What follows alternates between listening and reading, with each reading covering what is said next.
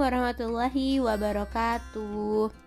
Oke, kita kembali lagi nih di tema 2, udara bersih bagi kesehatan. Subtema 2, pentingnya udara bersih bagi pernapasan. Nah, di sini Miss cantumkan cerpen yang dapat kamu baca langsung pada buku tema halaman 72. Nah, inti dari cerpen ini adalah tanggung jawab ibu ade itu kan mempunyai usaha makanan untuk dijual ke warung-warung. Nah, dari usaha makanan itu, ibu ade akan memperoleh keuntungan. Keuntungan inilah yang akan menjadi tambahan penghasilan bagi keluarga ade. Usaha yang dilakukan ibu ade tersebut merupakan contoh kegiatan ekonomi yang diharapkan dapat meningkatkan kesejahteraan keluarga ade. Nah, pengaruh kegiatan ekonomi terhadap kesejahteraan masyarakat. Dalam kehidupan sehari-hari, kita tidak lepas dari kegiatan ekonomi. Ingat ya nak, kegiatan ekonomi itu ada 3. Pertama produksi, kedua distribusi, dan ketiga konsumsi. Nah, ketiga ini saling berkaitan. Jika ada satu kegiatan ekonomi terhambat, akan mengganggu kegiatan ekonomi lainnya. Untuk itu, kamu harus mengetahui nih, apa sih yang dimaksud produksi, apa sih yang dimaksud distribusi, dan apa yang dimaksud dengan konsumsi. Pertama, produksi.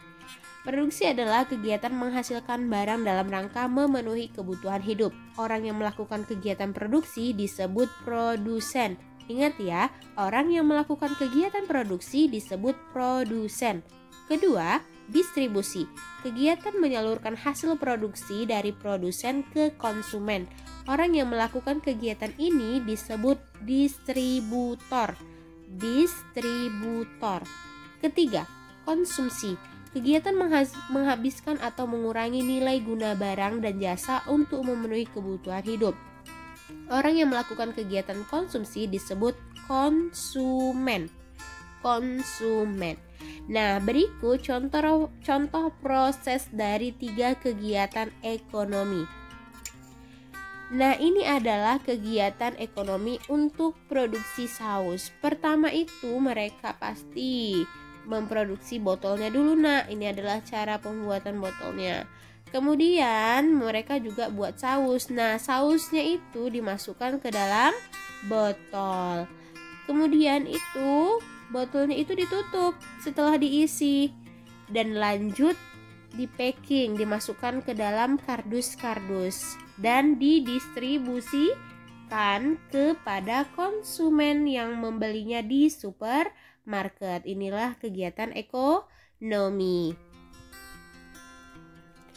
Oke, kita lanjut ke materi selanjutnya mengenai penyakit pada sistem pernapasan. Ada 6 ya penyakit pada sistem pernapasan. Yang pertama itu ada emfisema. Nah, emfisema ini paru-paru mengalami pembengkakan karena pembuluh darah pada paru-paru kemasukan udara. Ini emfisema alveolnya itu membengkak. Kemudian asma. Minggu lalu kita sudah belajar tentang asma kan, Nak? Nah, ini dia kelainan penyumbatan saluran pernapasan disebabkan oleh alergi debu, bulu, atau perubahan cuaca. Yang ketiga, kanker paru. Ini nak, kanker paru-paru. Nah, sel-sel kanker pada paru-paru terus tumbuh tidak terkendali. Penyakit ini lama-kelamaan dapat menyerang seluruh tubuh. Nah, perlu kamu ketahui, kanker paru itu adalah salah satu penyakit mematikan di dunia. Kemudian ada tuberkulosis. Bakteri Mycobacterium tuberculosis menimbulkan bintil-bintil pada dinding alveolus. Ini adalah cara penyebarannya nih nak.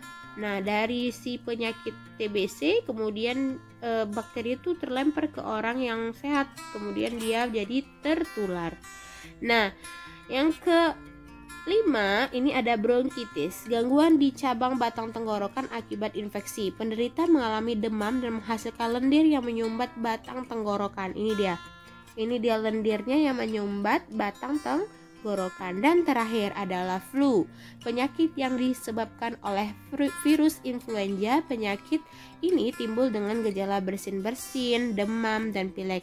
Dan Miss tahu nih, kebanyakan kita sering karena mengalami flu. Untuk itu kita harus selalu menjaga kesehatan.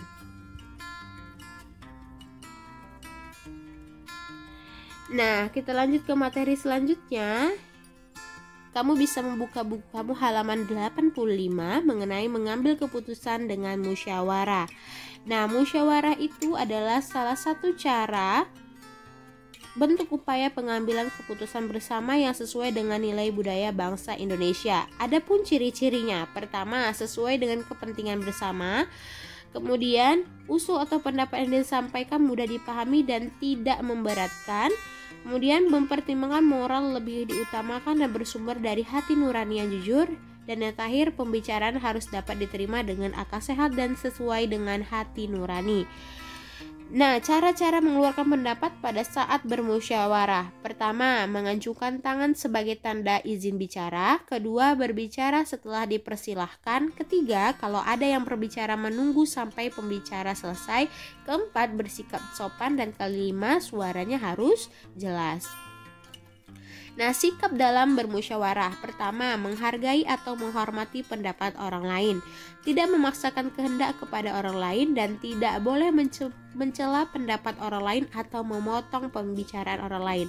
Nah, ini juga dapat kita lakukan kalau kita bermusyawarah untuk pemilihan ketua kelas, karena insya Allah kita akan segera ketemu ya dan memilih ketua kelas kita. Amin. Oke, coba kamu lihat video ini. Nah, video ini adalah salah satu tarian daerah dari mana? Iya, dari Aceh. Nama tariannya apa? Oke, betul. Ini adalah tari Saman. Nah, peragaan karya tari. Sebelum melaksanaan peragaan karya tari, ada beberapa hal yang harus kita persiapkan. Tujuan persiapan yaitu agar peragaan karya tari berhasil dengan baik dan pantas untuk ditampilkan di depan orang lain. Persiapan yang dilakukan sebagai berikut. Pertama, menentukan bentuk karya tarinya. Nah, bentuk karya tari ini bermacam-macamnya. Ada bentuk tari tunggal, tari berpasangan, dan tari berkelompok. Nah, yang tadi itu, tari Saman itu termasuk tari bentuk karya tari apa? Iya, bentuk tari kelompok. Bentuk karya tari perlu ditentukan sebelum diperagakan di depan penonton karena berkaitan dengan unsur lainnya. Kemudian memilih karya tari. Nah, pemilihan karya tari harus disesuaikan dengan bentuk tari. Sebagai contoh, jika bentuk tari yang dipilih tari berpasangan, pasti karya tarinya harus berpasangan. Ketiga, menentukan jumlah penari. Jumlah penari disesuaikan dengan bentuk dan karya tari yang dipilih. Jika karya tari yang dipilih berpasangan, jumlah penari hanya 2 orang atau kelipatannya. Memilih properti tari.